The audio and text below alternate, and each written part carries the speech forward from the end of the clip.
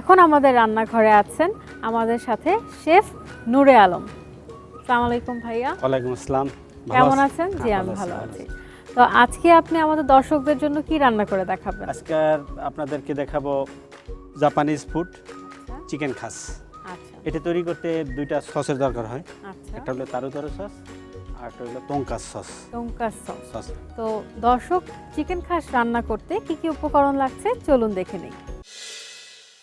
Chicken খাস with empire basmati rice রান্না করতে যা যা লাগবে: বোনলেস চিকেন 500 গ্রাম, ডিম 3টি, ব্রেড ক্রাম 100 গ্রাম, ময়দা 100 গ্রাম, গোলমরিচ গুঁড়া পরিমাণ মতো, লাইট সয়া সস 2 টেবিল চামচ, বেস্ট টমেটো সস 2 টেবিল চামচ, মেয়োনিজ 1 টেবিল চামচ, পেঁয়াজ কুচি আধা কাপ, আদা বাটা আধা চা চামচ, রসুন বাটা আধা চা চামচ, মাখন 1 টেবিল চামচ, তেল 4 টেবিল চামচ, লবণ ও চিনি স্বাদ মতো। তো ভাইয়া প্রথমেই কি করছি আমরা? আমি তারুতারু সসটা তৈরি করছি। তারুতারু সস, মানে এই সসটা কি দিয়ে তৈরি হবে? এই দেখেন, আমি প্রথমে একটা সিদ্ধ ডিম নিলাম। আচ্ছা। ডিমটাকে আমি কেটে নিলাম। মানে সেদ্ধ করা ডিম দিয়ে আমরা সস তৈরি করছি? হ্যাঁ, সস তৈরি করছি। চপ করে নিলাম আর কি। নিলাম। এখন আগে আমার পেস্ট কুচি করা ছিল। আচ্ছা। এখানে একটু লবণ দিয়ে নিলাম। লবণ দিয়ে আমি এটা থেতাই নিলাম। থেতানো পর্যন্ত মানে একটু সফট করে নিচ্ছেন, যাতে পেঁয়াজের যে ময়েস্টটা, পানিটা বের হয়ে যায়। ইয়েস। তাই আমি এটা চেপে আমি রসটা বের করে নিলাম। তারপর এর সাথে মিলালাম। দর্শক, পেঁয়াজের যে এক্সট্রা পানিটা থাকে সেটা কিন্তু শেফ ভালো মতো লবণ দিয়ে চিপড়ে বের করে নিল।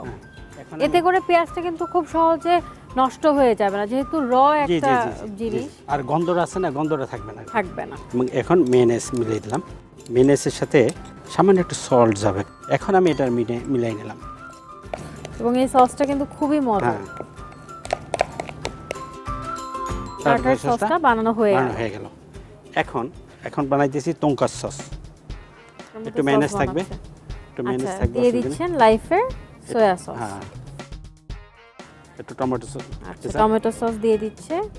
বেস্টের টমেটো কেচাপ দিয়ে দিলেও শেফ 2 টেবিল চামচ। এটা হচ্ছে লাইফের ওয়েস্টার সস।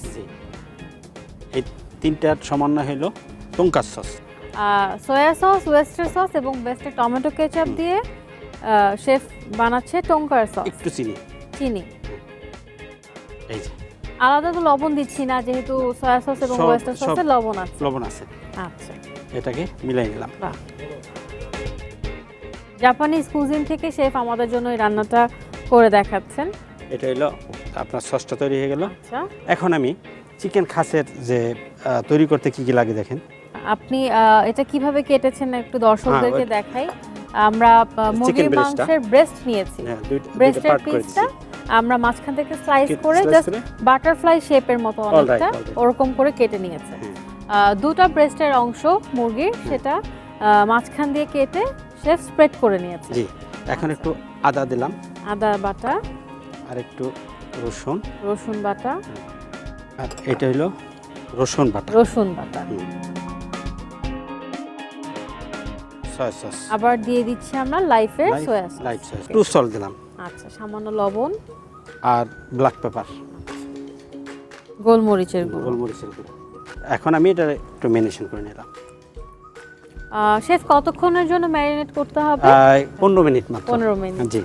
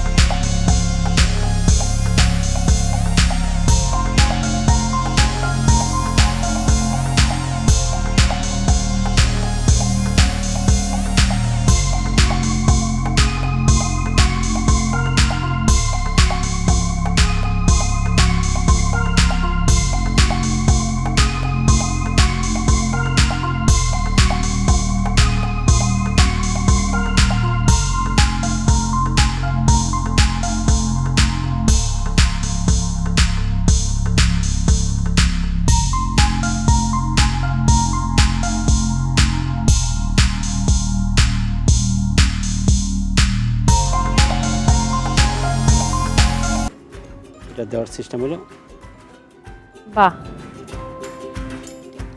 খুবই সুন্দর এবং অনেক কালারফুল একটা ডিশ শেফ আমাদেরকে করে দেখালেন।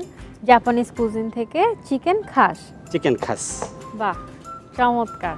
এটা জাপানিজ চিকেন খাস। থ্যাংক ইউ ভাইয়া, খুবই সুন্দর হয়েছে দেখতে। আপনাকে অনেক অনেক ধন্যবাদ এত মজাদার একটা রান্না আমাদেরকে করে দেখানোর জন্য।